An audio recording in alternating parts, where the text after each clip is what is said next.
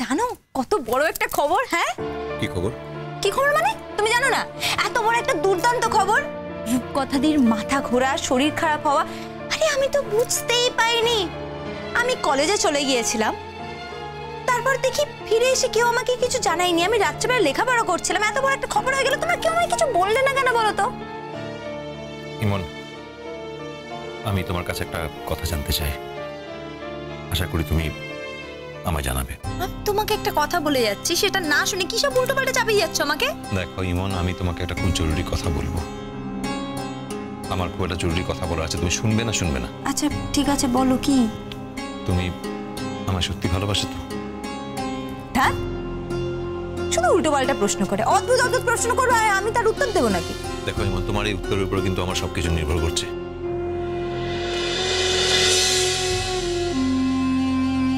ভালোবাসি কিনা তা তুমি জানো না? জানো তো, আমি যখন আগে বুঝতাম না তখনও তোমাকে ভালোবাসতাম, আর পরে যখন বুঝতে পেরেছি তখন ভেবে দেখলাম আমি তো অনেক আগে থেকেই তোমাকে ভালোবাসি, শুধু বুঝতে পারিনি। খুব ভালোবাসি তোমাকে। তা হঠাৎ করে কি হলো? নতুন করে তোমার মনের মধ্যে কোনো সংশয় চারা দিয়েছে নাকি, যে এই কথাগুলো আমাকে জিজ্ঞেস করছো? ইমন, তুমি আমাকে ভালোবাসো, কিন্তু বিশ্বাস করো তো? ভালোবাসা আবার বিশ্বাস ছাড়া হয় নাকি? আর যে ভালোবাসার বিশ্বাস থাকে না, সেই ভালোবাসা অন্তত আমি বিশ্বাস করি না। ধরো একদিন এমন হলো যে গোটা পৃথিবী একদিকে আর আমি একদিকে, তাহলে তুমি গোটা পৃথিবীর কথা শুনবে না আমার কথা শুনবে? এই কি হয়েছে তোমার? আমি কোথায় দাদা ভাই আর রূপকথাদের বেবিটাকে নিয়ে কথা বলতে এসেছি, আর তুমি তখন থেকে উল্টোপাল্টা কথা বলে যাচ্ছ। কি হয়েছে? এই অফিসে কোনো গন্ডগোল হয়েছে? না, কোথাও কোনো গন্ডগোল হয়নি, সব ঠিক আছে। আমার শুধু একটা অ্যাসিওরেন্স দরকার, যে এই অ্যাসিওরেন্সটা শুধু তুমি দিতে পারো আমাকে। কি অ্যাসিওরেন্স? এই যে তুমি আমাকে ভালোবাসো এবং বিশ্বাস করো। তোমাকে বিশ্বাস করবো না তো আর কাকে বিশ্বাস করবো? তুমি ছাড়া কে আছে এই পৃথিবীতে আমার? তোমার আমার প্রতি থাকা এই বিশ্বাস কখনো ভাঙবে না তো? কখনো কোনো কারণে তোমার মনে হবে না তো যে তুমি আমার উপরে বিশ্বাস করে আমাকে ভালোবেসে ভুল করেছো, বা আমি তোমার ভালোবাসার যোগ্য নই?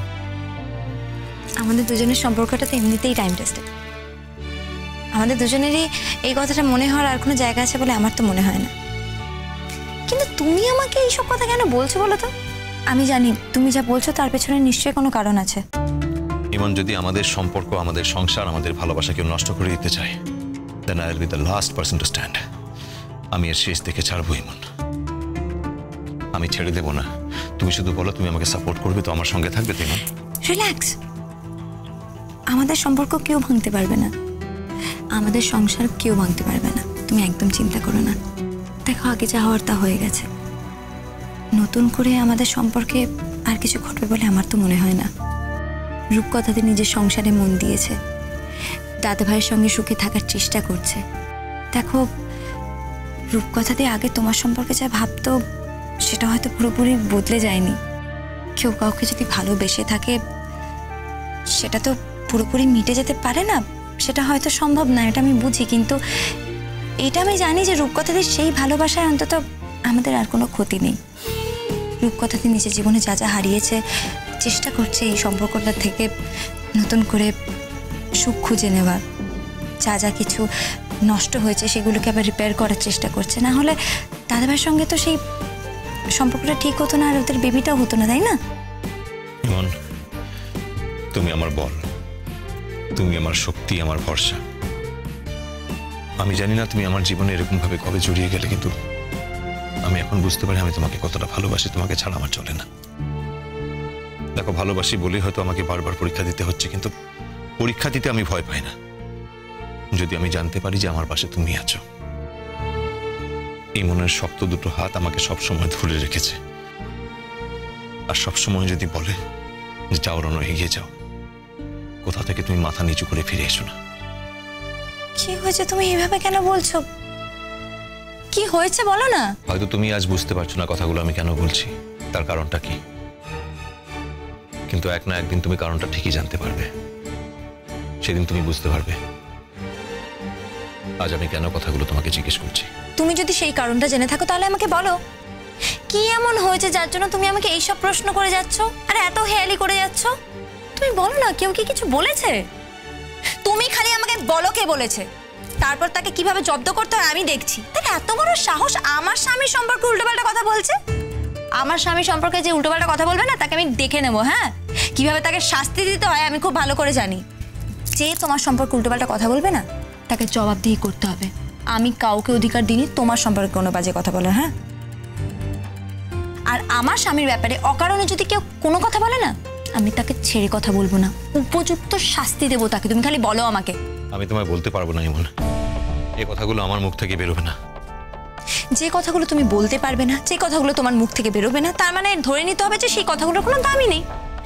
যেই কথাগুলো তুমি উচ্চারণই করতে পারবে না, সেই কথাগুলো নিয়ে ভাবা ছেড়ে দাও না, একেবারে ছেড়ে দাও। ভাবছো কেন? দেখো ইমন, আমি জানি তুমি আমাকে ভালোবাসো, আমাকে বিশ্বাস করো, কিন্তু আমার একটাই ভয় হয়, যদি কেউ কখনো আমার বিষয়ে কোনো মিথ্যে কথা বলে তোমাকে কনভিন্স করায়, তুমি যদি কনভিন্সড হয়ে যাও তাহলে কি হবে? তখন তখন কি তুমি আমাকে ছেড়ে চলে যাবে হিমন? আর তুমি যে আমাকে ছেড়ে চলে যাবে এই কথাটা আমি ভাবতেও পারি না। আমি আমি আমি খুব উইক হয়ে গেছি ইমন, আমি খুব উইক হয়ে পড়েছি। কি হয়েছে প্লিজ আমাকে বলো না।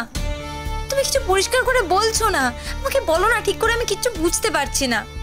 দেখেছো, আমি কোথায় একটা আনন্দের খবর পেয়ে তোমার সঙ্গে শেয়ার করতে এসেছি, আর তুমি দেখো তখন থেকে উল্টোপাল্টা কথা বলে যাচ্ছ। কি বলে যাচ্ছ আমি কিচ্ছু বুঝতে পারছি না। ইমন, আমার মনে হচ্ছে আমায় কেউ ফাঁসাতে চাইছে, কেউ চাইছে তোমার আমার সম্পর্কটাকে নষ্ট করে দিতে। আমি মারাত্মক দুশ্চিন্তায় আছি ইমন। আমাদের দুজনের সম্পর্ক কি নষ্ট করে দিতে চাইবে? সব বলছো তুমি? কে এসে?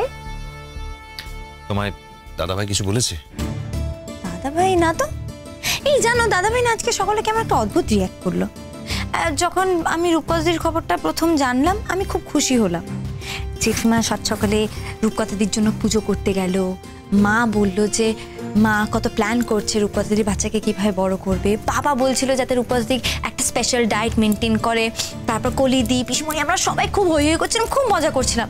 তারপর হঠাৎ করে দাদাভাই কেন যেন এটা অদ্ভুত রিয়াক্ট করলো, আমি বুঝতেই পারলাম না কারণটা। দাদাভাই হয়তো তোমাকে কিছু বলবে। কি বলবে? তুমি নিশ্চয়ই কিছু একটা জানো। এই কি হয়েছে বলো না গো, আমাকে প্লিজ এভাবে অন্ধকারে রেখো না, আমার খুব অস্বস্তি হচ্ছে। ইমন,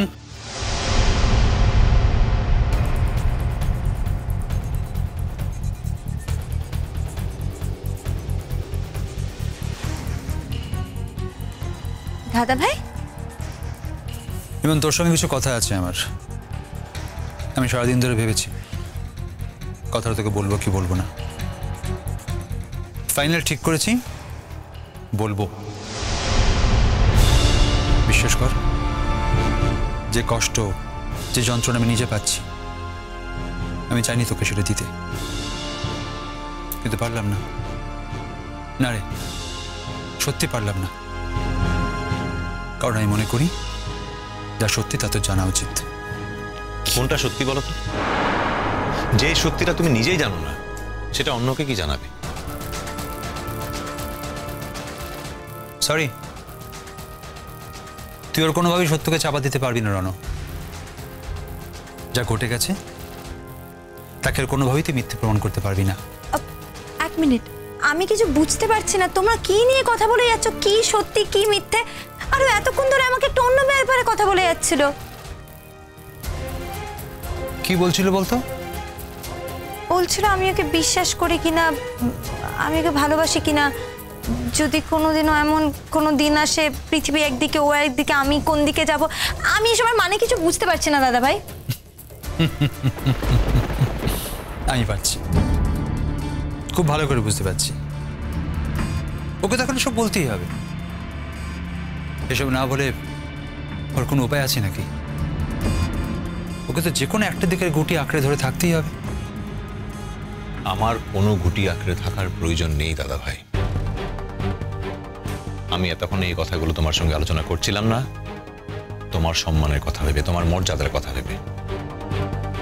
এখন যখন তুমি নিজেই চাইছো তাহলে আমি আলোচনা করব। একটা কথা বলে রাখি দাদা ভাই, মনে রেখো, যদি কখনো কেউ আমাকে মিথ্যে অপবাদ দিয়ে আমার বদনাম করার চেষ্টা করে, আমি 1 বছর হোক, 2 বছর হোক, 10 বছর হোক, এর শেষ দেখেই ছাড়বো। আমি প্রমাণ করেই ছাড়বো যে সে মিথ্যাবাদী। কেউ মিথ্যে বলেনি। রূপকথা যা বলেছে সত্যি বলেছে। মিথ্যে কথা বলেছে। আস্তে আস্তে, ডোন্ট শাউট। দেখ রনু, তোর দুজনে যে দায়িত্ব আমার ঘাড়ে চাপিয়ে নিশ্চিন্ত হতে চেয়েছিস, আমি তো সেটা নিয়েছি। আমি তো কিছু বলিনি, আমি কাউকে জানাইনি, বাড়ির লোককে মধ্যে ইনভলভ করিনি। কুসুম দোলা কুসুম দোলা।